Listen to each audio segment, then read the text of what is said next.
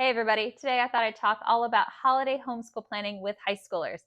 That's a bit of a tongue twister. Let's cue the Christmas intro.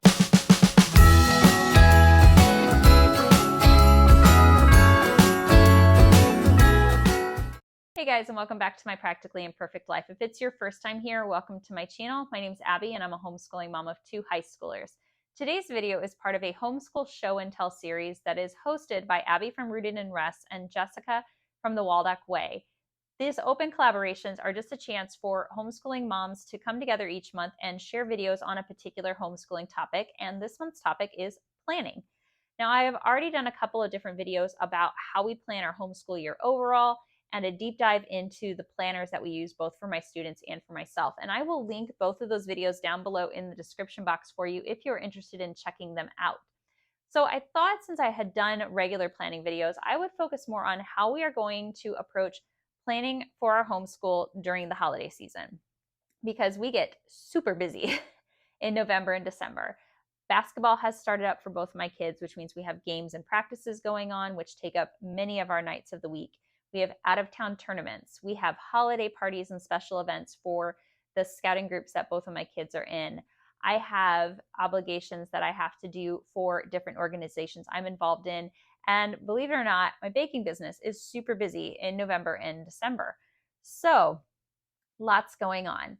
So first one I would like to do is just show you how I get started with planning. And it's all about getting a calendar printed and a rough idea on what we have going on. So I'm going to go ahead, flip the camera around for a moment here and just give you a peek at what our calendar is looking like.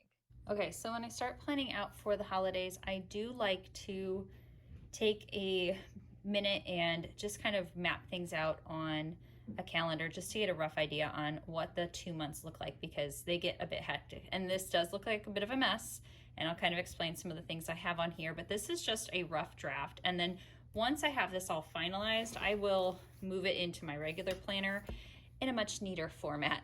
But this at least lets me kind of see everything all at once and get a rough idea on what's going on. So with so much happening in November and December, I go ahead and I mark off days that I know that we're not going to be doing school for whatever reason. For example, we took Halloween off. That was a bit of a surprise. My son ended up getting his braces off, so that was a really long appointment, and then we had to go back for his retainer, and then my daughter had an orthodontist appointment, so the day was kind of shot there. And then we're taking a day off. We're going out of town for a long weekend, doing a Florida trip, which we're really excited about. Didn't necessarily intend for that to fall kind of during the holiday season, but it's when it worked out for my schedule and my husband's schedule. So we're going to Universal for a couple days, and that will be fun. We take Thanksgiving off the day after Thanksgiving, and then we have a couple of out-of-town tournaments early in December that are 2 days, and they run Friday, Saturday. So we just don't even bother trying to do school on tournament days. So we're gone Friday, Saturday, and the following week, Friday, Saturday, and then we are taking 2 days off before Christmas Eve, and then the whole week after Christmas. And then that's actually all we're taking off for Christmas break. We will start back up on January the 2nd and keep trucking through. And that's just because we know we're going to have a couple of random days off for basketball tournaments again in January and February, and we don't want to push our school year out too far into May because the kids like to be done before golf season starts. So the X's are just so I can mark that off there. And then I will go ahead and I will mark off basketball game days. Not that we don't do school on those days, but it's just good to know when we have them so we can kind of, plan around them, since so many of them are out of town. So G's on different days just indicate it's a basketball game day. I don't specify on here which kid it is for, because usually if one has a game, the other also has a game on the same day. That's just how that works. On the side here, the weeks that are marked aren't necessarily our school week. It's the week that they're going to be on for their guest hollow curriculum, since that's split up into weeks. So for my son's guest hollow geography and my daughter's guest hollow botany. So they're on week 12, and then 13, 14, you'll see we have a skip week, 15, 16, 17, and a skip week. They're not necessarily skip weeks. When I talk about how I'm changing up different subjects, I'll explain what we're doing on those, but we aren't doing like a full regular week of curriculum. And then I will also make note of other special events. Like we have a father-daughter dance that's coming up.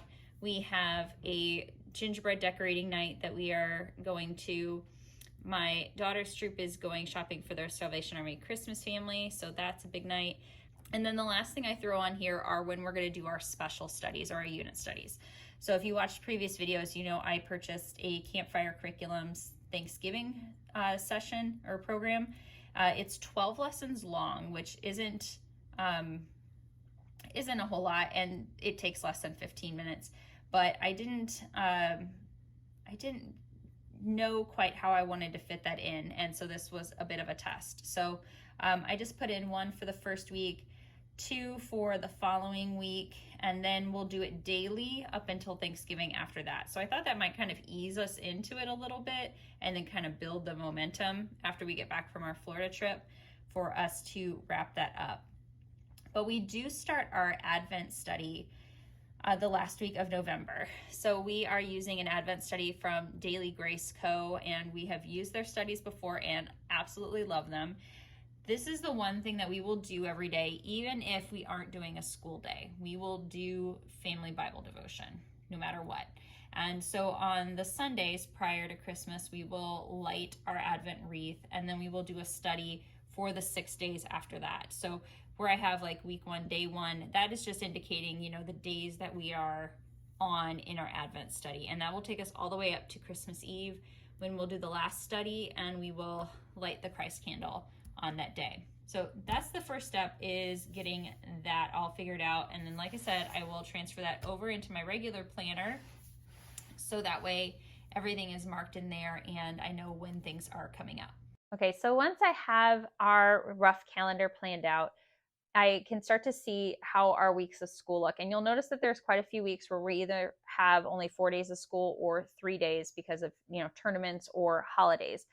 And that will impact what we do for different subjects. For the most part, like our main subjects. So math, the sciences, literature, our grammar, and our vocabulary, those won't change. We will just continue kind of following along the lessons and, you know, doing them, you know, as I have in like our overall year planner. So it really won't impact those as much. There are a couple subjects that it will impact though. For example, our writing curriculum from IEW is typically set up to be 5 days a week. So there's parts that the kids do on like Monday, Tuesdays, and usually Wednesday, Thursdays are writing days, and then Friday is when the assignment is due. Now on a 4-day week, we really can condense those 5 days down into 4. Usually that just means that they have 1 day to kind of write the rough draft, and then, you know, I edit it and then we get it back and get the final version done. So we usually will do that. But on those 3-day weeks, so the week of Thanksgiving and the week of Christmas, we'll actually skip their writing curriculum completely. And instead I'll incorporate something that's just more fun. Like I'll give them a writing prompt and have them do like a paragraph. What's your favorite Thanksgiving tradition? Or make up a funny story about the elf on the shelf, or, you know, something that's just kind of fun and lighthearted. It still has them writing, but, you know, without worrying about making sure that they're including certain things and, you know, checking all the boxes like their writing curriculum has them do, and just makes those weeks a little more, you know, lighthearted and fun. Probably the curriculum that's going to be most impacted by the holidays is our cultural geography that my son is taking, and my daughter's botany. And the reason being is because those are our guest hollow courses. And if you aren't familiar with how those courses work, they divide things up by like weeks. And so you have, you know, your 36 weeks, and then there's a list of like reading assignments and videos and crafts and activities and things like that. And it's already hard enough to fit as much as we want to do into 5 days a week, much less trying to squish it down. We are attempting to see how 4 days go. This week, for example, we had a 4-day week. We took Monday off, and we are just kind of combining the things down. What that has meant is like we cut out some of the projects so that way they'd have time to get the videos and the reading assignments in, and that's fine. But I really don't want to make that, you know, a habit of cutting out some of the fun things simply because we have fewer days. So I will have to kind of deep dive into the schedule for those couple of weeks and see, how can we make things fit? What book might we be able to kind of leave out maybe, so that way they can still have time to do the projects and, get to do like the fun hands-on part of those courses. So that's definitely going to take a little bit of thought on my end. But if you saw on the calendar, I almost marked like a skip week for both those classes, the week of Thanksgiving and the week of Christmas, because those are 3-day weeks. But they aren't going to be total skip weeks. When we started this curriculum, there's no quizzes, there's no tests, there's no outline on how to grade it. You ultimately have to decide how you want to do that. We grade the workbook assignments. We give them a grade for projects they do, so whether that's handcrafts or cooking projects. And then I have them do a daily narration journal where they're kind of writing down highlights from things they've learned from that day. And that is the bulk of their grade. But I wanted something, something substantial that, I thought would really kind of elevate it to what I think a high school course should be. And so I decided that each semester they would each have to do kind of a bigger project. And they have the choice. They can either choose to create a PowerPoint presentation and do a speech along with it, or they can write a kind of like a research paper on a topic from the course. And I am going to give them a lot of leeway to choose what they want to do either project about. For my son, for example, he can choose a country that they've studied, or maybe he wants to choose like an overall theme like food or religion or housing and kind of discuss it through the countries that he's studied. So he has those options. My daughter with botany, she can choose particular plants, plant families, a scientist, maybe a category of plants or something about plants in general, whether that be about seed systems or root systems or soil or anything like that. So again, they can choose what it is that they want to do those projects about. So my thought right now is to spend those 3 days before Thanksgiving, giving them that time to really kind of start on that project, choose their topic, start taking notes from the different book sources and video sources that they've seen so far in the semester, and putting the outline together for those projects. Because 3 full work days should give them a time to get a good amount of that done, and then they can just be kind of adding and tweaking it in the weeks leading up to that last week before Christmas, during which they'll either turn in their research paper or they'll give their presentation to the family and just kind of show us what they've been learning. Another little change that I'm making with the cultural geography in particular are the recipes for the month of December. So each week the curriculum includes links to usually 1 or 2 recipes that kind of go along with the country that's being studied. And they're usually pretty traditional recipes that you can easily find the ingredients for and things like that. But I thought for December it would be fun to focus in on recipes that were, holiday dishes or traditional Christmas dishes for those countries. So I made a list. The countries my son is studying in December, and I'm just looking down at my list here: Portugal, Spain, Italy, Greece, a lot of the Eastern European countries, so Ukraine, Hungary, Romania, Russia. And that really gives us a lot of different countries to choose from and pull some recipes from. So I am just going to kind of go through online and find some recipes that are more like traditional Christmas recipes, bookmark them, print them out, and then let him choose from those. So he still has something fun he can cook each week, and it goes along with what he's studying, but it just gets us more into the Christmas spirit. With our group subjects, we are making a couple of changes as well for November and December.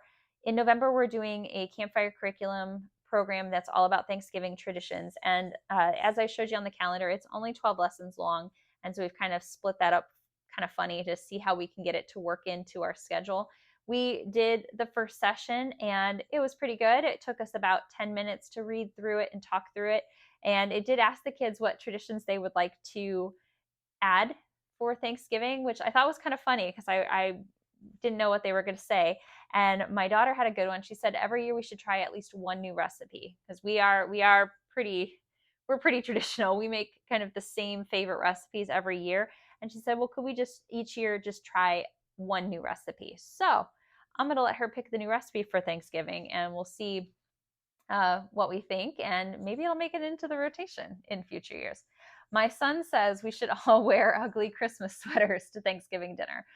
I don't know. I don't know if we're going to go for that one, but it could be funny to do, especially since we typically will start decorating for Christmas that evening. You know, we're not Black Friday shoppers or anything like that. So a lot of times after we've recovered from our feast and our pie and had a post-dinner nap, I will start pulling out the boxes of Christmas decorations and getting those things pulled up. So that could be a fun one to include.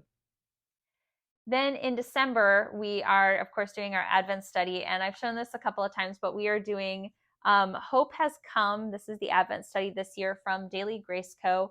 And there's lots of different ways you can do this. They have a version of this that is actually meant to be more for a family of multiple ages. So if you have younger children, it is perfect for that. You know, it's got enough in it that your older kids will get a lot out of it, but it also reads really easily for your younger ones. We, of course, are going to do the adult version since I just have high schoolers at home. And we will be doing a traditional an Advent wreath. We're going to make one this year, and that will tie in a little bit with our German course, because making a fresh Advent wreath and having the Advent candles is a German tradition as well. So we are going to go ahead and make one. We're going to get our hands on some fresh greenery from the local nursery and, you know, pick out some candles and decorate it and everything. And then each week we will light one of the Advent candles. We will be studying those the other 6 days of the week from our Advent study. And I think that'll be a lot of fun. We're also going to kind of tweak up how we do our German. We are about a week away from testing on the current chapter we're in, and then we should be able to get another whole chapter in well before Christmas. So I'm going to finish up those two. But then the 2 weeks prior to Christmas, I want to kind of switch gears and focus more on German Christmas traditions and, you know, cultural traditions, food, handcrafts, and of course incorporating the language study as well. So rather than studying, you know, directly from our textbooks, we're going to work on vocabulary that is related to Christmas, and we'll probably do some vocabulary quizzes kind of on those things. I also want to do German hymns. We have sung them in church before. In fact, singing the first verse of Silent Night in German was something that our church choir used to do every single year, and I loved it because I could actually sing along with it. I knew all the words and the pronunciations, and it was just kind of fun. They've since stopped doing that, which I hope they bring that back, because I always thought that was just a neat little thing. But I digress. I'm going to get copies of a couple of hymns in German so we can study them and sing them and just have some fun hearing the language in song form versus just, you know, in regular dialogues. So I think that will be fun. If I can, I'm going to try to get my hands on a couple of Christmas stories in German as well. It's harder than you think to find storybooks in German. I don't know why, but it is kind of hard. So I'm going to see if I can source out any books that we can have so we can kind of read some of those stories. I think if we could get The Night Before Christmas in German, that'd be fun. So we'll see. If you happen to know where I can find one, let me know. We're also going to try to do a couple of other German traditions. I mentioned wanting to go to the German Christmas market down in Carmel. And if we can make it down there, I think that would be a lot of fun. The kids have never been to one. I have, but it's been many, many years since I've been. And I think that would just be kind of a fun family outing that we could do. I also would like us to celebrate St. Nicholas Day, which is, again, it's a German tradition. St. Nicholas Day is December 6th, and this is when the kids would put their shoes out, and if they were good, St. Nicholas would come and put like candy and nuts and things like that in their shoes, and if they were bad, then Krampus would be called to the home. So I thought, you know, obviously my kids will think it's kind of corny, but, you know, they get to bear with mom. We'll talk about what the tradition is and what it means on that day, and then I'll have them, of course, leave some shoes out, and they'll get a little bit of a treat from, well, you know, mom. But I still think it would be fun, and they get to learn about the tradition. I also would like us to make a couple of handcrafts. So there are German paper stars, which are kind of like an origami folded star that can be done in lots of different colors and types of paper patterns. And I think it'd be really beautiful for us to make a bunch of those and put them on one of the trees that we keep down here in the schoolroom, possibly on the tree that we are using for our Advent ornaments. If you watch the video where I introduced this material, it came with these little square ornaments that kind of talk about the Christmas story, and we put those on the tree every day in December. And I think just having like the German paper stars on there would be another nice ornament decoration that we could include in that tree. And of course, I can't forget about German Christmas food because there are so many good things to eat. Definitely going to make some gingerbread. Candy roasted almonds are high on everyone's wish list because we love those, and it makes your house smell amazing forever. Potato pancakes are a fun one to make. Stollen, which is a bread, would be good to make. Dampfnudel would be a good one to make. Just lots of different good things that we can incorporate. So I'm gonna, of course, pull some of those different recipes, and we might not make them like a part of the school day, but we definitely will, include making those, on different days of the week, and, kind of just incorporate that overall. So those are some of the changes that we're going to see in our homeschool during the holiday season. Obviously, we have a lot of other things, traditions and activities that we like to do as a family during the holiday season. But today I did just want to focus on the planning we were doing for homeschool specifically. If you have any ideas for incorporating the holidays into homeschool or special traditions that your family likes to do, I'd love to hear about them. You can leave a comment down below. I do encourage you to check out the other videos in this month's Homeschool Show and Tell playlist. The link for that playlist will also be down in the description box for you. As always, thank you so much for joining me today for this video. If you enjoyed it, please don't forget to give me a thumbs up and subscribe to my channel so you can be notified when I post new content. Thanks so much, everybody, and have a great day.